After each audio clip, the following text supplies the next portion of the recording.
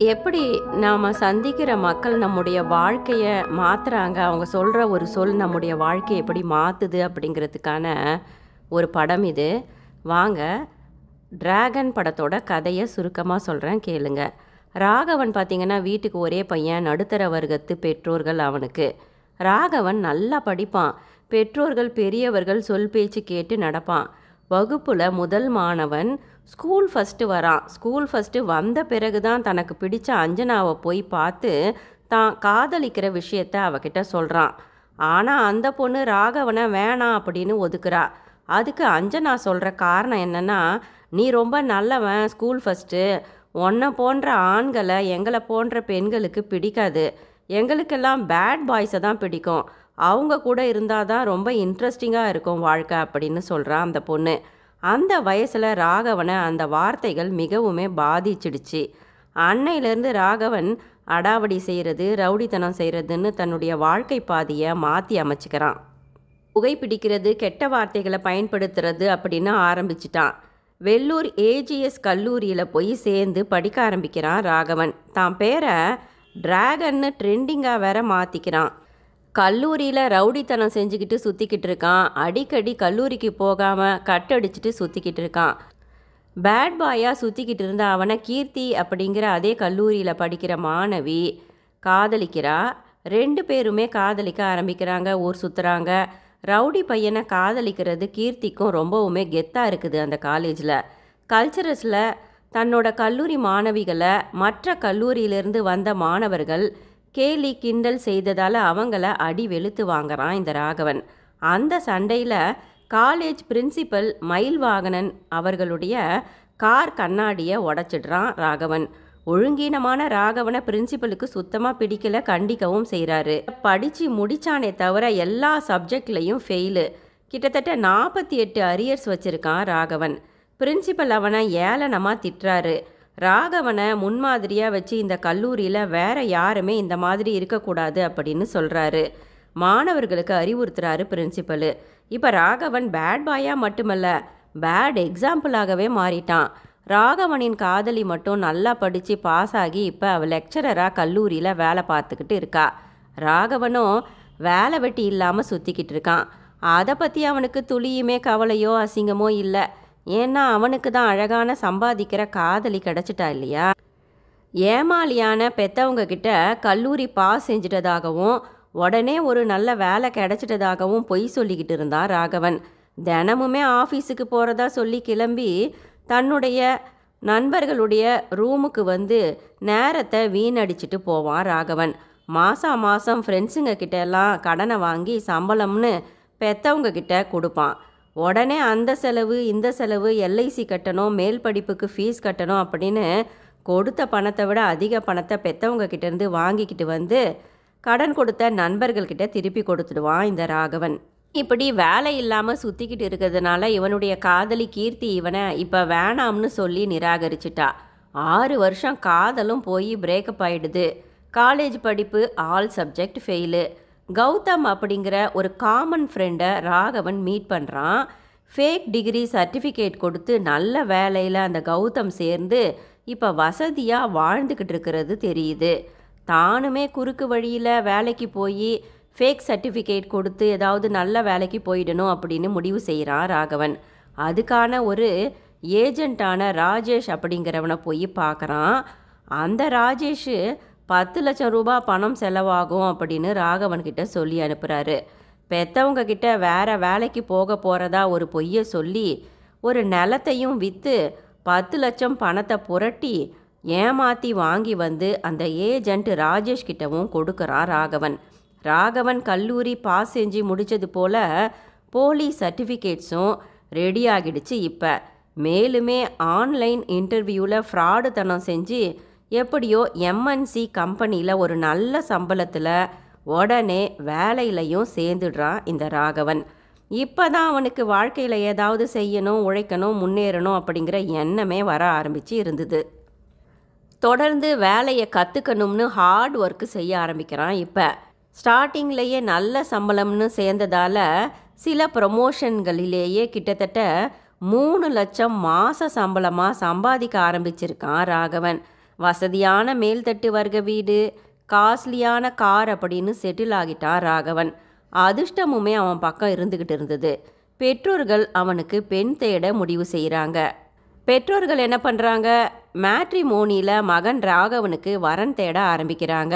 ஆனால் தெரிஞ்சவங்க மூலமாக வசதியான வீட்டு பொண்ணு பல்லவிங்கிற ஒரு வரன் தானாகவே அமையுது ராகவனுக்கு. பல்லவியுடைய அப்பாவுக்கு ராகவனுடைய குடும்பத்தையும் ஏழ்மையிலிருந்து உழைச்சி முன்னேறி வந்த ராகவனையுமே ரொம்பவே பிடிச்சி போயிடுது.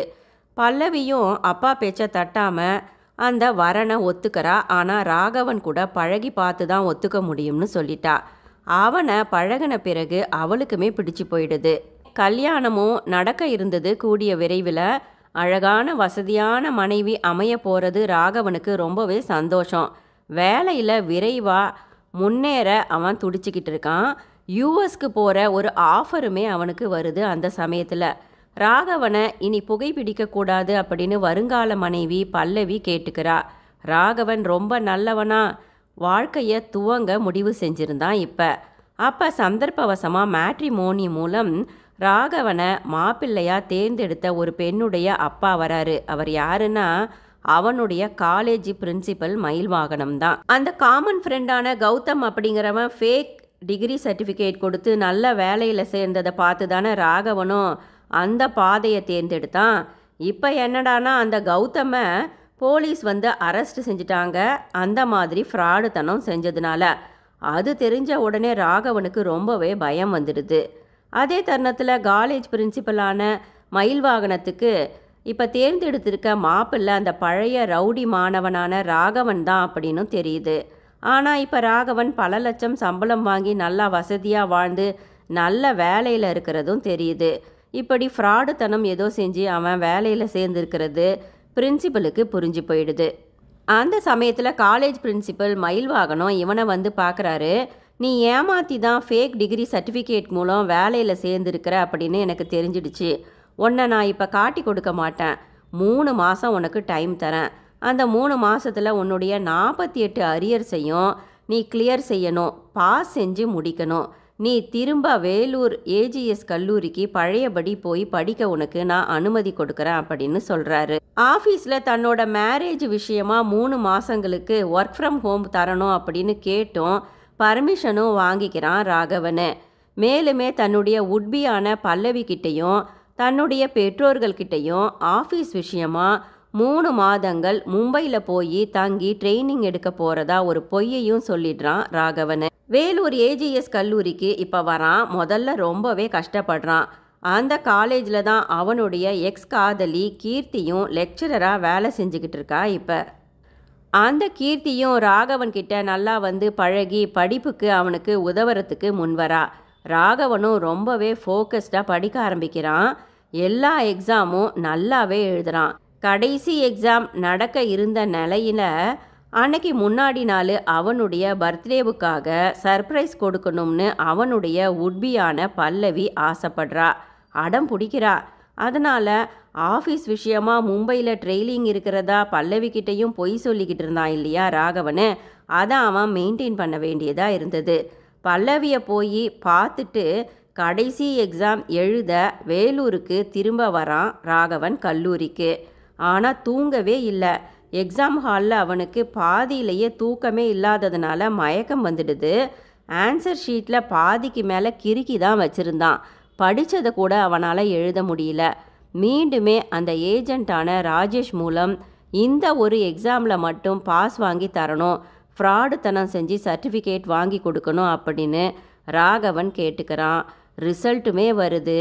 48 அரியர்ஸையும் எப்படியோ ஆல் கிளியர் பாஸ் செஞ்சிட்டான் ராகவன். அவனுடைய வேலையும் காப்பாற்றப்பட்டுடுச்சு. இப்போ முடிவு செஞ்சபடியே பல்லவி ராகவனுடைய திருமணம் நடக்க இருக்குது. கொண்டாட்டம், சந்தோஷம். பழைய நண்பர்களை எல்லாம் சந்தித்து ராகவன் சந்தோஷமாக இருந்துக்கிட்டு இருக்கான். அப்போ வெங்கட் அப்படிங்கிற ஒரு ஏழை இளைஞன், சக கல்லூரி மாணவன், இவன் பேட்சில் தான் பரீட்சை எழுதினவன். அவன் நல்லா பரீட்சை எழுதியும் ஒரு சப்ஜெக்டில் ஃபெயில் ஆகிட்டதுனால தற்கொலைக்கு முயன்று காப்பாற்றப்படுறான். பிறகுதான் தெரியுது அந்த வெங்கட்டுடைய ஆன்சர் ஷீட்ஸுடைய சில பக்கங்களை இவனுடைய ஆன்சர் ஷீட்டுக்கு ஃப்ராடுத்தனம் பண்ணி மாற்றி தான் ராகவனை பாஸ் செஞ்சிருக்காங்க அப்படின்னு புரிஞ்சிடுது. தன்னால் நல்லபடியாக படிக்கக்கூடிய ஒரு இளைஞனுடைய உயிரே போக இருந்தது. இப்போ ராகவனுக்கு மனசை வருத்துது. பல்லவி கூட அவனுக்கு நடக்க இருந்த கல்யாணத்தையும் நிறுத்திடுறான். எல்லார்கிட்டையும் உண்மையை ஒத்துக்கிட்டான் ராகவன். ஃபேக் டிகிரி சர்டிஃபிகேட் வாங்கியதுக்கும் இன்டர்வியூவில் ஃப்ராடுத்தனம் செஞ்சு வேலையில் சேர்ந்ததுக்குமா 6 மாதங்கள் ஜெயிலுக்கும் போயிட்டு வந்தான் ராகவன். இப்போ தான் அவனுக்கு நிம்மதி. அவனை அப்படியே ஏற்றுக்கிறாங்க அவனுடைய பெற்றவங்க. எளிமையாக வாழ்ந்துக்கிட்டு இருக்கான் ராகவன். நேர்மையாக ஃபுட் டெலிவரி பாயாக மாதத்துக்கு 25,000 ரூபாய் சம்பளத்தில் இப்போ வேலைக்கு போய்கிட்டு வந்துக்கிட்டு இருக்கான் ராகவன். ராகவனுடைய நேர்மையை பாராட்டுறாரு காலேஜ் பிரின்சிபலான மயில்வாகனம். தன்னுடைய மகளான ஹரிணியை ராகவனுக்கு மனப்பூர்வமாக திருமணம் செஞ்சு கொடுக்க முன்வராரு பிரின்சிபலு. நன்றி.